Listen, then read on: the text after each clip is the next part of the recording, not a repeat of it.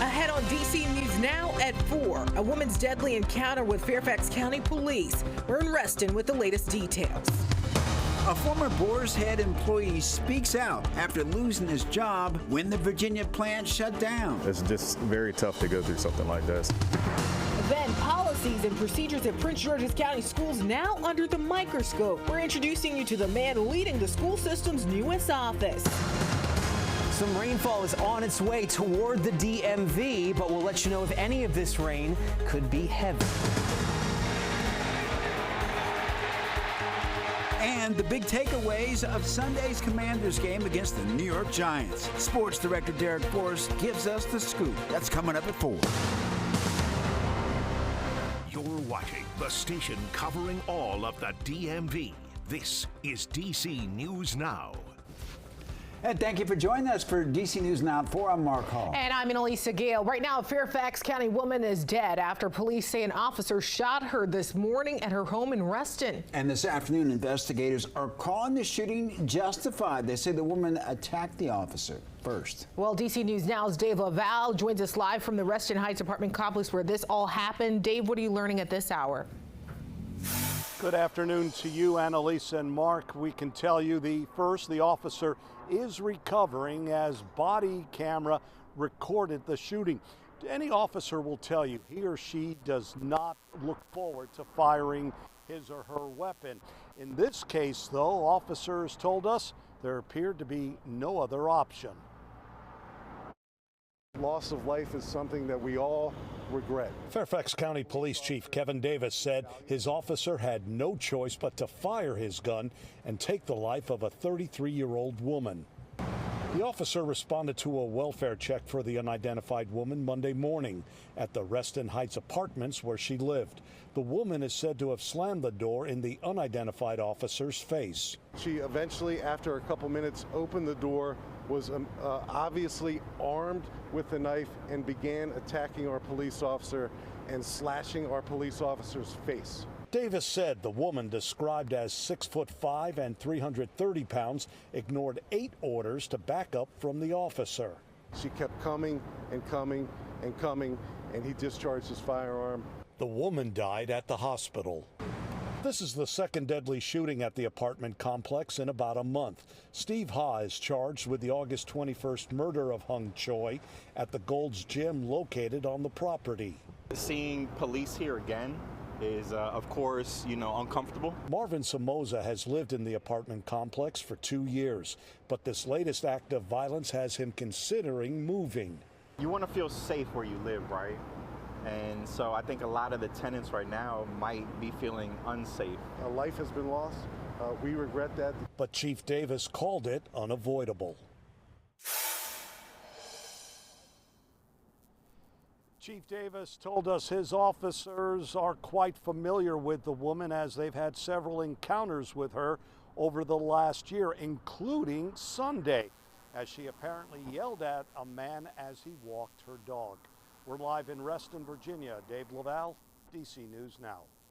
Well, Dave, thank you. Also in Reston this afternoon, new details are expected today in a double homicide case involving an au pair that made national headlines. It comes a year and a half after a family's live-in nanny was charged with murder in the deadly shooting of Joseph Ryan. Christine Banfield was stabbed to death, but no one has been charged yet until now. Christine Banfield's husband, Brendan Banfield, is set to be indicted today. DC News Now's Max Marcillo will have more details coming up on this at 4:30.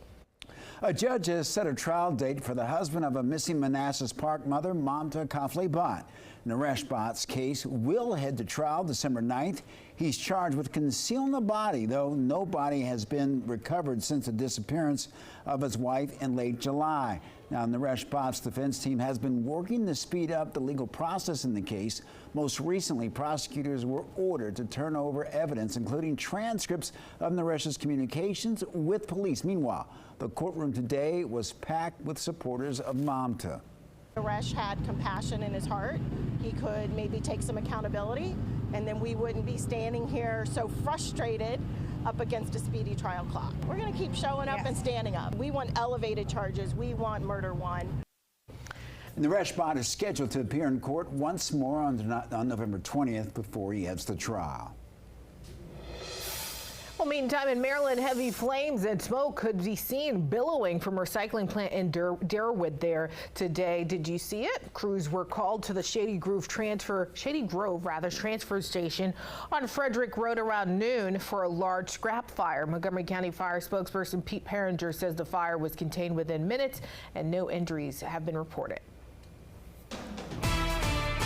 All right, let's take a look outside. Kind of cloudy out there, not a drop of rain right now, but tomorrow things could look different. Yes, let's turn over to meteorologist Damon Matson. Good to have you back, Damon.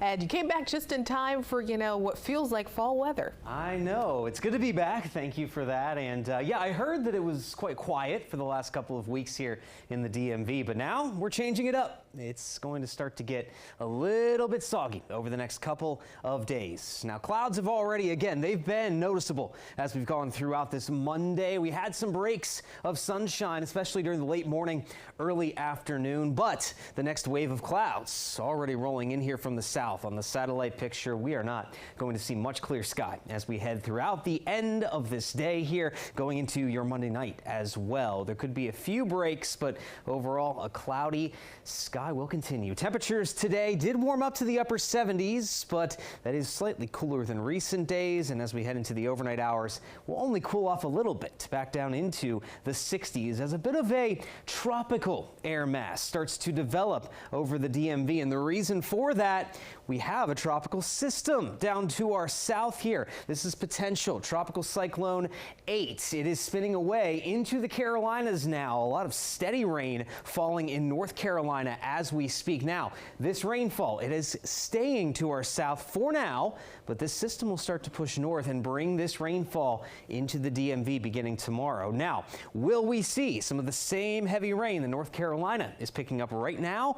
We'll have that answer coming up in your full forecast here in just a bit. All right, Damon, thank you. Well, the family of a man shot and killed by D.C. police now demanding action, saying the Justice Department needs to investigate what happened. This comes following the release of body camera video of the shooting and protests in the wake of that shooting. Some viewers may find the video you're about to see disturbing. D.C. News Now's Randy Bass joining us live outside the Justice Department in Northwest D.C. with more from his family as they speak out for the first time. Randy. Yes, his family was here today outside the DOJ, not only demanding a justice investigation into the police department itself, but calling for the arrest of the officers who fired those deadly shots. Justice for Justin. Justice for Justin. No Justin, no peace.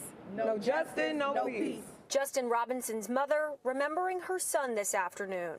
He was my baby. He had the most beautiful smile. He would light up a room. Now 2 weeks after officers shot at him at least 10 times after crashing his car in a McDonald's drive-thru in Southeast D.C. Officers say they fired because he had a gun in the car and he reached for the officer's gun. His family and lawyers say he was startled and the officer's gun was just a few inches away from his face. Rolling down the windows in Southeast D.C. at nighttime should not be a death sentence. Robinson worked as a violence interrupter with the D.C. Office of the Attorney General's Secure the Streets program.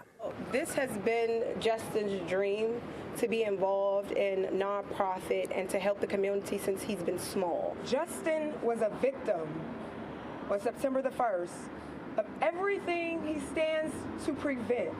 Specifically, the family's legal team saying today they want the DOJ to launch a civil rights investigation into the officer and the entire D.C. Police Department. There is no way that this is protocol, and if it is, it's a problem. Now, the family says it does plan to file a civil lawsuit in this case, though it is not necessarily clear when they plan to file that lawsuit. The family says they haven't really heard from many city officials in the wake of this deadly shooting, saying that they heard from the Office of the Attorney General where their son worked, but also heard from D.C. Councilmember Trayon White. At this point, though, we have reached out to D.C. Police for comment in the case. We have not yet heard back. In Northwest, I'm Randy Bass, D.C. News Now. All right, Randy, thank you. Developing now, swimming is banned at some Maryland and Virginia beaches after a significant amount of medical waste washed ashore, including used needles and feminine hygiene products. Yeah, it's tough. It's unclear, though, where it all came from. The beaches affected are in Ocean City, Assateague Island, and Chincoteague Island, as well as Dewey Beach and Fenwick Island in Delaware. Beachgoers should wear shoes on the beach. That's what they're advised to do, and avoid the ocean entirely until further notice. In our schools now, a new poll shows 2/3 of Virginia parents approve of an all-day school cell phone ban.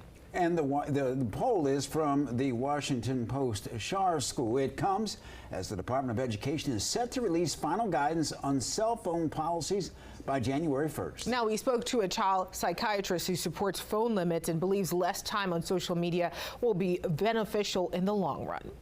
Social media shows people how great other people's lives are, right? And maybe when children are having problems in their lives, they're seeing that their friends are having wonderful pictures on Instagram or Facebook or whatever the kids are using now, and that makes them feel awful. School districts in Virginia will be required to adopt policies consistent with the new guidelines by January 1st. Meantime, Montgomery County parents have a chance to meet the new school superintendent tonight. Dr. Thomas Taylor is hosting 3 listening sessions. The first is tonight at Poolsville High School. Another one will be held Wednesday at Rockville High School. And the third and final listening session will be held next Monday at Blair High School. All 3 listening sessions will run from 7 to 8 p.m.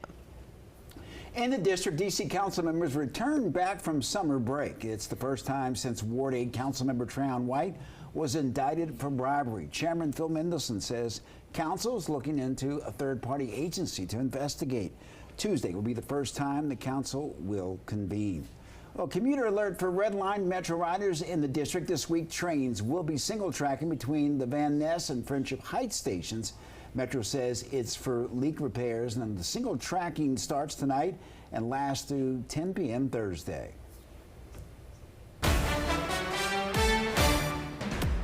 And right now here on your local election headquarters, early voting in Virginia is just days away. Voters can start casting those ballots for the November election as soon as this Friday. General Registrar's offices are open Monday through Friday. You can head to dcnewsnow.com to learn more now.